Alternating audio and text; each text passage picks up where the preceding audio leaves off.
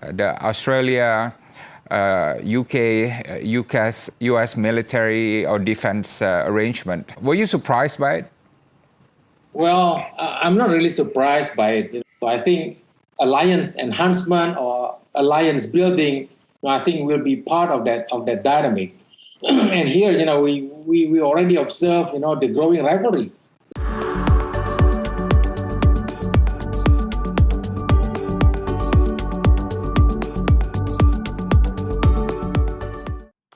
Ya, kembali lagi sama aku dengan tema pembahasan yang sama, yaitu AUKUS.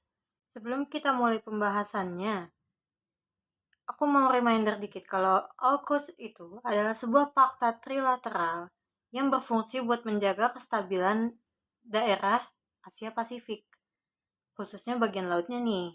Masuk ke perbincangan soal AUKUS, ingat waktu AUKUS mau buat kapal selam di Australia? Hal yang mengejutkan ini tentunya nggak cuma berefek ke Cina dan negara-negara AUKUS, tapi negara-negara yang ada di sekitar Asia Pasifik juga. Meski sejauh ini belum ada respon dari negara-negara di Asia Pasifik secara militer ya, tapi ada beberapa negara yang sudah mengangkat suara mengenai AUKUS yang mulai merajalela di Asia Pasifik. I believe the recent AUKUS statement of US President Biden, along with the British Prime Minister and the Australian Prime Minister, it is very disturbing.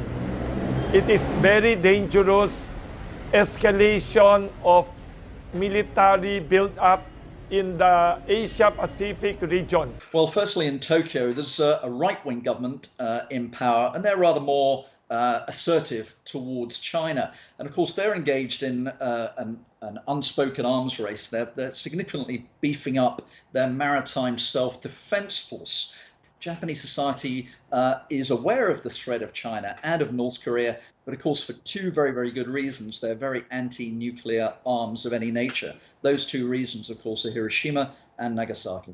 South Korea, again, they've got a left-wing government in power, so they're a little bit more reticent than Tokyo in speaking out against China. And of course, they need Beijing's assistance to deal with North Korea. Beijing has enormous influence over Pyongyang. Nah, karena videonya sekarang udah mau selesai, kita kembali ke pertanyaan awal. Apakah AUKUS akan menjadi kawan atau lawan bagi negara-negara di Asia Pasifik ke depannya? Dari perspektif Filipina, Korea Selatan, dan Jepang tadi, dapat disimpulkan bahwa keberadaan AUKUS di Asia Pasifik belum dapat diterima sepenuhnya. Peluang untuk kedepannya, AUKUS akan menjalin kerjasama yang lebih dekat dengan negara-negara di Asia Pasifik tidaklah nol. Oleh karena itu, belum dapat disimpulkan pula apakah AUKUS akan menjadi kawan atau lawan dari negara-negara di Asia Pasifik.